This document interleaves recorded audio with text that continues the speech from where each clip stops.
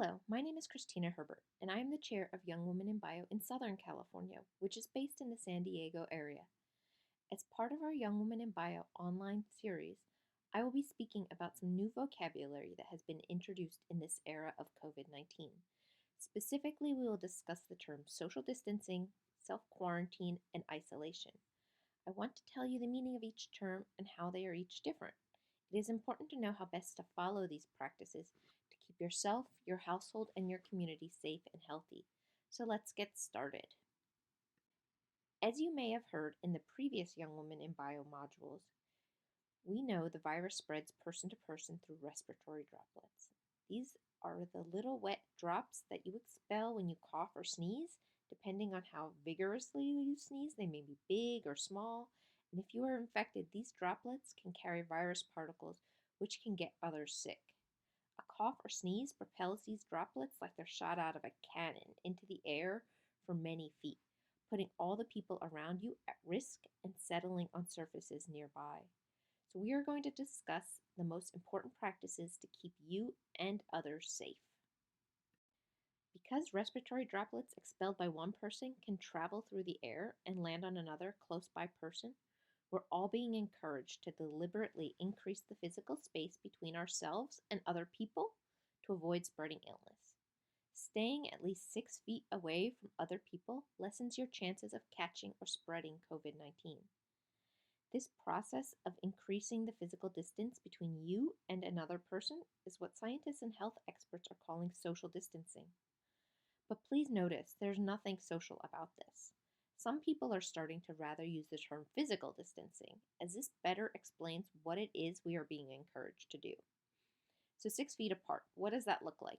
Well, according to the American Red Cross, this looks like the length of 2 large dogs standing nose to tail. For me, it's a bit easier to think about my daily walk. Since gyms are closed, my daily exercise now is just walking the neighborhood. So how wide is a typical sidewalk? Well, only about 4 feet. So if you're passing somebody during your daily walk, try to either cross the street or potentially, if it is safe, one person should step down into the street for a bit. Remember that everyone needs to practice social distancing. It's not just for those that are sick, because as we learned in Module 1 from Julie, many people with COVID-19 are asymptomatic and can still be contagious. So social distancing is explicitly meant for everyone who appears healthy and has no reason to suspect that they are infected. It is an effective way to prevent what is referred to as community spread, or spreading the virus throughout the community. Social distancing is less drastic than self-quarantine or isolation, which is meant for people who are sick or might suspect they are sick. So from whom should we practice social distancing? When we're out on our walk, do we need to keep a distance from our siblings or parents? No, we don't. For social distancing, we should imagine our household, the people we live with, as a bunch of bananas. Each individual is one banana. Bunches of bananas have to practice social distancing from other bunches of bananas. You can still hold hands with your parents or anyone living in your household. By distancing from other bunches or households, you prevent bringing the virus into your own household. Because the goal today is to take the mystery out of what these terms mean, I want to give you examples of what explicitly social or physical distancing means. It means avoiding mass gatherings, working from home, closing schools, visiting loved ones electronically instead of in person, and canceling or postponing conferences or large meetings. In the case of students, this means no large parties, school dances, sporting events, concerts, performances, etc. You may have heard the term sheltering in place or staying at home orders. These directives are given by governments to encourage people to stay at home. Here in California, we were the first to begin sheltering in place in mid-March, and these sheltering in place directives have quickly swept the nation. Today, at least 316 million people in at least 42 states, 3 counties, 9 cities, the District of Columbia, and Puerto Rico are all being urged to stay at home. So what is okay to do and what is not okay to do while we are sheltering in place or practicing social distancing? Well, we want to avoid any places where large groups of people congregate, such as theaters, malls, gyms, and they're all now closed anyway, so that's not a big problem. We should avoid group gatherings, which means no play dates, concerts, athletic events. We should avoid having visitors or non essential workers in our houses, and if you can, also avoid mass transit. So, non essential workers, and whose work is defined as essential or non essential, varies from state to state. But if you are deemed non essential, you are being encouraged to stay at home. Essential activities, such as going to buy groceries or picking up medications, are still allowed. Essential workers are still going to need to go to work. However, when doing these activities, whether it is work or these errands, we want to use caution. That means trying to minimize the number of trips to hopefully no more than once a week for errands, and make a shopping list. That will help so you don't need to go back for any items you forget. If you can pick up medications for 3 months, certainly do that. Also, these trips should be made in the smallest group possible. There's no reason for the whole household to go to the supermarket. I know everyone is itching to get outside and see society again, but we want to minimize the number of people that are potentially exposed to the virus that may spread the virus. The person that goes out on these errands should then be cautious when re entering the household. We'll learn more about good hygiene practices in the next module from Barbara, but remember to wash hands and wipe down items being brought into the house. Things that are safe to do include going for a walk or hike, and it should say on this slide that these hikes or walks should be in your own neighborhood. You should not be traveling long distances, which could carry the virus from one community to the next. You can play in your yard. You can use technology to meet up with friends and family that are not in your house. And we're going to talk more about creative ways to socialize at the end of this module. Okay, let's review important information that has been presented so far by taking a pop quiz. If you are healthy, can you still have a play date? And most of you are probably too old for play dates, so let's say a party with your healthy friends. I'll give you 5 seconds to answer.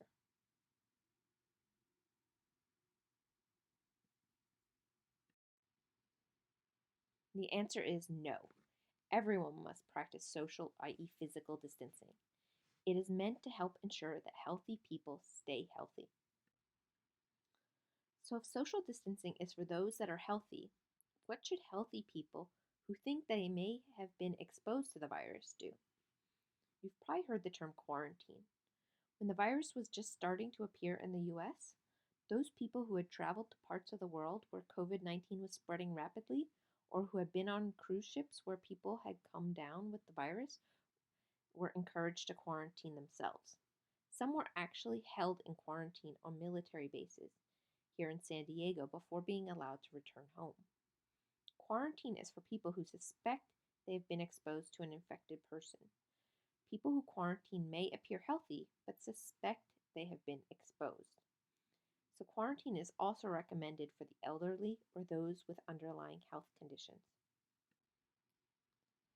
So, how is self-quarantine different than social distancing? Well, like social distancing, self-quarantine involves still using standard hygiene and washing hands frequently. It involves staying at home and not having visitors. But unlike social distancing, quarantining involves not sharing things like towels and utensils with others in your own household. It involves staying at least 6 feet away from other people in your own household. And ideally, you would have a separate bedroom and bathroom from other household members. Okay, here's another pop quiz question to see whether you are listening. If you are healthy, must you maintain at least 6 feet between yourself and other household members? This was a trick question. The answer is it depends. If you have no reason to suspect you have been exposed to the virus, then you may continue to interact with household members. But do distance yourself from those outside your household. If you suspect you may have been exposed to the virus, or you or somebody in your household have an underlying health condition, then you should keep 6 feet of distance even from those within your household. Finally, isolation is the most extreme measure taken. Isolation is for those who are confirmed to have COVID-19 or have knowingly been exposed to the virus. This will include essential healthcare workers. So, isolation separates sick people with a contagious disease from people who are not sick. Isolation can take place at home or at a hospital or care facility, and isolation should last for at least 7 days after the appearance of symptoms, as Julie described in Module 1. Of course, now that we have defined social distancing, self-quarantine, and isolation for you, and described why these extreme measures are being implemented, I want to acknowledge just how hard this is on everybody. Both introverts and extroverts may be having really tough times now, as many events that we all look forward to are being canceled. Students are missing recitals, end of the year celebrations, and more importantly, graduation. Social isolation is often experienced as highly stressful, and the stress can become toxic. Isolation, particularly when it causes loneliness, increases the risk of anxiety and depression. It is so important that we stay engaged during these times. By remaining social during times of uncertainty, we can maintain some control in our lives.